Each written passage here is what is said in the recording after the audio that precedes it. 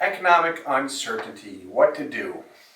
So if you own a business, or maybe you're in sales, which I consider the same thing in a lot of ways, but if you own a business and the economy's uncertain and you're feeling that pressure, what should you do as a business owner?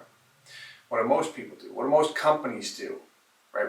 We're going to get into that a little bit here and really see what the big guys have done historically, what companies have done that have been very effective, and then how do we extract those ideas that we can apply to our own business and then move forward as a result. So typically when there's economic uncertainty, so we're in June right now, it's June 12th today, June 12th, 2020. You know what that means? The past 3 months have been chaotic with everything going on. The virus, the economy, how many millions of layoffs, the people lost their jobs. The stock market, I don't need to say anything about that, right? With the volatility there. It's been nuts. It's been crazy. But typically, when there's economic uncertainty, what happens? What's typically the mindset of individuals and companies for that matter? Well, typically it's, let's go on defense. The strategy is, hey, I don't know what's going to happen. Maybe March or April or May was slow for me.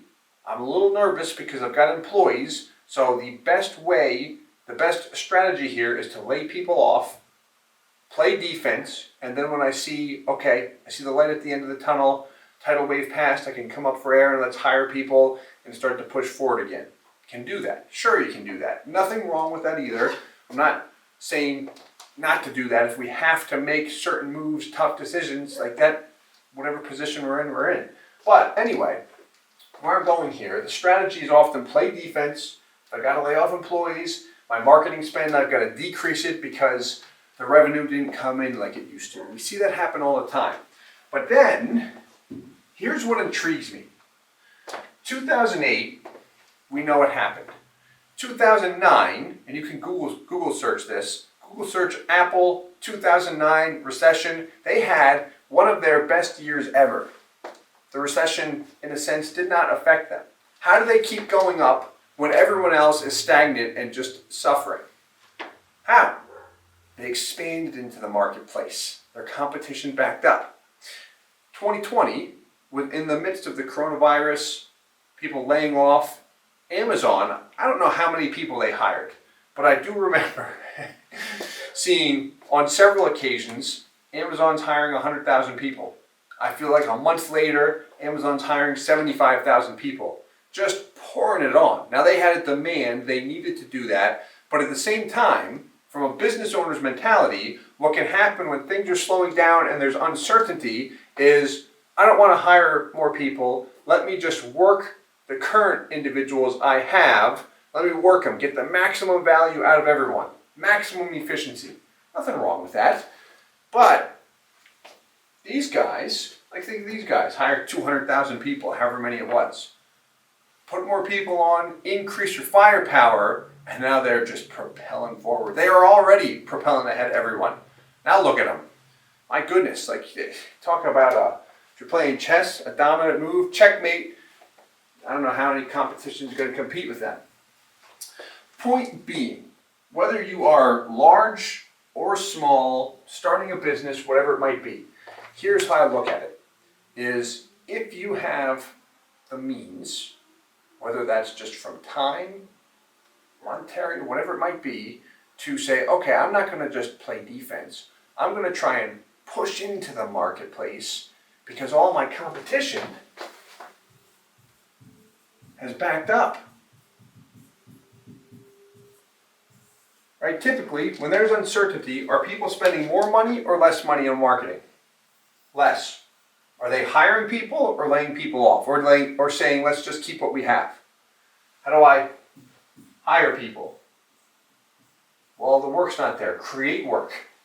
How many projects as a company do you have where you say, hey, if I could just get that done, we would be able to just really outpace our competition. If I could get these projects done, get this system set up, get this agent training program complete already, if I could just get it done, man, we'd have the huge edge. But I need more people. I could use help doing it.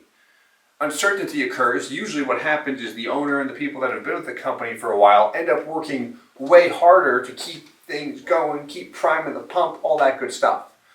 Now, uncertainty occurs. If I hire more people to help me move everything faster, when the competition's backed up, now you've got that open playing field. Think of it this way. If you ever watched a NASCAR race, I'm not huge into NASCAR, but I do know there's a lot of cars going around the track at one time in a huge line.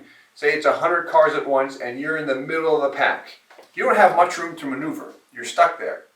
Now, let's pretend out of those 100 cars, 92 of them exit the race.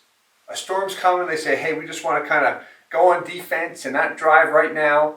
Now there's 8 cars on the track. Are you in that same position? No. Now you can floor it. You got open range just to go as fast as you can because your competition is backed up or temporarily withdrawn. Same thing from business.